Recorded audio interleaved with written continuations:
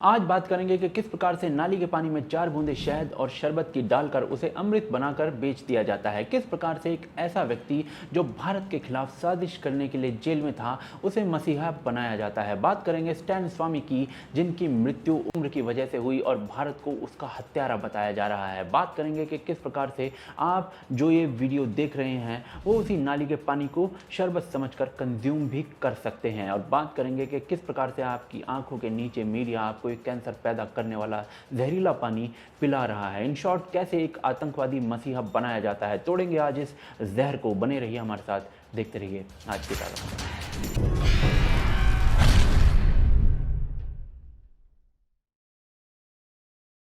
तो दोस्तों, स्टैन स्वामी जी ने शायद कोई जानता भी नहीं है भारत के अंदर।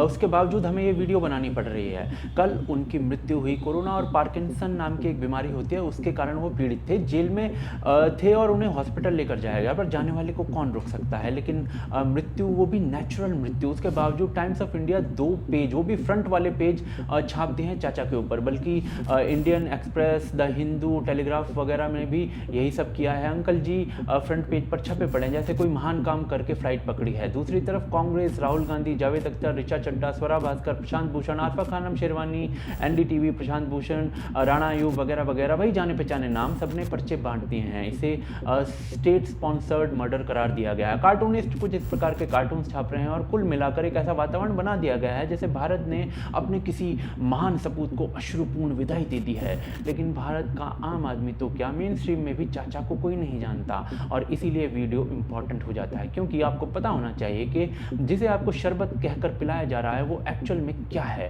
और यह जानने के लिए हमें जानना पड़ेगा कि स्टैन स्वामी जेल में क्यों थे, और इसके लिए एक कहानी सुननी पड़ेगी। दिसंबर 31, 2017 को पुणे के शनिवार वाड़ा में एक सभा होती है। भीमा कोरेगांव युद्ध के 200 साल पूरा होने का जश्न मनाने के लिए काफ़ी दलित ग्रुप्स वहां पहुंचे थे, जिसमें जिग्नेश मेवानी, प्रकाश अंबेडकर भी होते हैं। लोगों को सड़क पर उतरने को कहा जाता है। तो नौ पेशवाई के सामने यदि हमको जीतना है, भीमा कोरेगांव की इस लड़ाई को आगे ले जाना है, उस संघर्ष को आगे ले जाना है, उस संघर्ष से यदि प्रेरित होना है तो चुनावी राजनीति से नहीं होता, जाति निर्मूलन तो सड़कों की लड़ाई से होगा। एक वर्ग का दूसरे वर्ग का ऊपर जो शासन है, वो शासन सड़कों की लड़ाई से खत्म होगा। इस स्पीच के अगले दिन सड़कों पर लड़ाई छिड़ जाती है। महार और मराठा जातियों के बीच कई लोग मारे जाते हैं। इसके बाद 2 अक्टूबर 2018 को बिना किसी गहरी जांच के संभाजी भिड़े के ऊपर एफआईआर कर दी जाती है। महाराष्ट्र पुलिस जांच शुरू करती है और जून 2018 में कई सो कॉल्ड एक्टिविस्ट जैसे कि शोमा विल्सन, रोमा सेन वगैरह को दबोच लेती है यूएपीए के अंडर। इनके ऊपर इल्ज़ाम होता है भीमा कोरेगांव हिंसा का, हथियार भारत में स्मगल करने का और मोदी की हत्या प्लानिंग करने का और भारत के खिलाफ जंग छेड़ने का। पुलिस को तगड़े सबूत मिलते हैं इनके कंप्यूटर से। अगस्त 2018 में सुधा भारद्वाज, गौतम नवलखा, वरवरा राव को भी गिरफ्तार कर लिया जाता है भीमा कोरेगांव और माओवादी लिंक्स के कारण। ये लोग जो होते हैं बेल की अपील करते हैं, सुप्रीम कोर्ट उसको भी रिजेक्ट कर देता है। स्पेशल एसआईटी के गठन की मांग करते हैं, वो भी सुप्रीम कोर्ट रिजेक्ट कर देती है। लेकिन क्यों? क्योंकि सुप्रीम कोर्ट को इनके खिलाफ जो प्रमाण दिखाए गए थे वो बहुत कन्विंसिंग थे।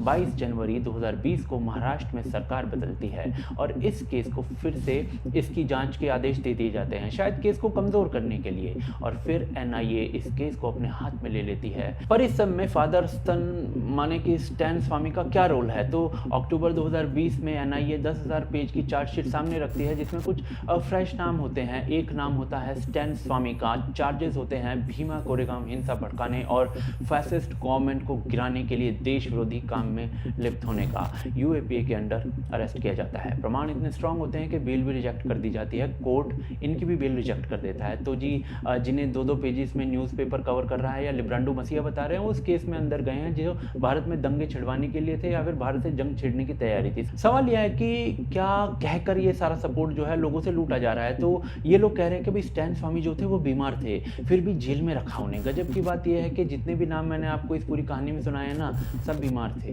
ये स्क्रीनशॉट जरा पढ़कर देख लीजिए। इनमें से हर व्यक्ति को छुड़वाने के लिए कैंपेन चलवाया गया, चाहे वो सुधा भारद्वाज हों, वरवरा राव हों या फिर उमर खालिद हों, यहाँ तक कि सीए प्रोटेस्ट या फिर कृषि कानून आंदोलन जैसे जगहों पर भी इनको छुड़वाने का मुद्दा उठाया गया है, आपको पता ही होगा। लेकिन जब ये लोग जेल से बाहर होते हैं तो किस तरह भारत के खिलाफ जहर बाहर आता है ना, उसका एक एग्जाम्पल मैं आपको दिखाता हूँ। वरवरा राव का यह इंटरव्यू है, कैसे माओवादियों द्वारा भारत के जवानों की हत्या को जायज़ ठहरा रहे हैं। भाई साहब एक बार ज़रा देख लीजिए।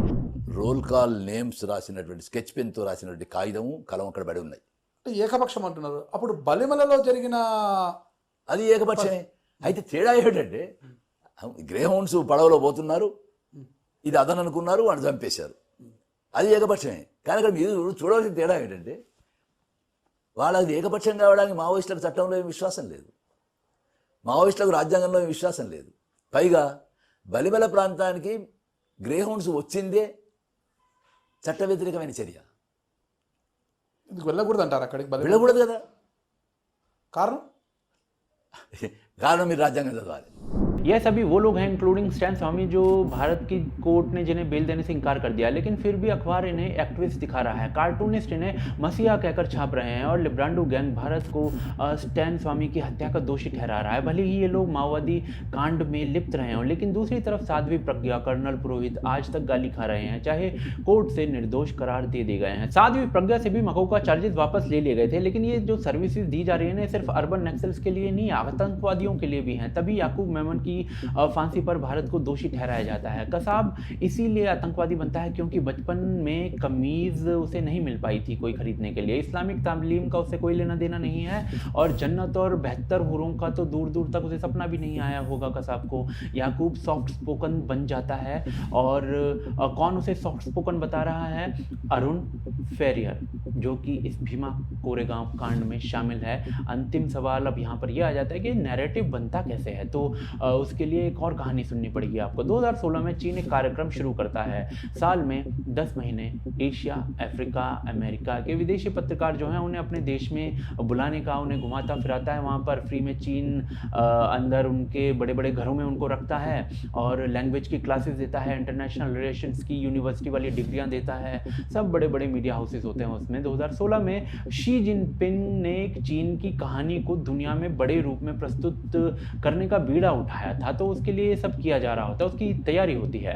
भारत के अंदर से Jansatta, Indian express, Hindu, India today जैसे पेपर्स भी यहाँ पर जाते हैं और ये काम हर साल हो रहा होता है। ये रिपोर्ट जो है द गार्डियन की है और ये स्टोरी उसी लिंक से बनाई गई है, लिंक डिस्क्रिप्शन में है। और इसी कड़ी में नई रिपोर्ट आई है जिसके अनुसार पिछले 6 महीनों में चीन अमेरिकन मीडिया जैसे कि Washington post, time magazine, New York times, LA times वगैरह को करोड़ों का अनुदान दे चुका है। कल ये रिपोर्ट आई है, आप इसको ध्यान से पढ़कर देखिएगा। भारत के द हिंदू में छापे गए इस ऐड को भी जरा देखकर देखिए कि चीन कितना पैसा लुटा रहा है भारत की मीडिया पर भी। सोशल मीडिया पर कवरेज दूसरे वीडियो में मैंने कवर की थी जिसका लिंक डिस्क्रिप्शन में है, वो भी अरबों खरबों का है। तो आपको क्या लगता है कि जहां से ये पैसा मिल रहा है वहां के गाने गाने वाले जो माओवादी हैं या माओवादी समर्थक हैं उनको मीडिया हमारा मसीहा की तरह नहीं दिखाएगा क्या? अंतिम बात ये कि नक्सल हमलों में भारत करीब 8,000 से ज्यादा लोग और करीब 6,000 से ज्यादा जवान खो चुका है। 1997 से अब तक इस प्रकार के बहुत अटैक हो चुके हैं और ऐसे में इन अर्बन नक्सलों को हीरो बनाकर पेश किया जाए और भारत का युवा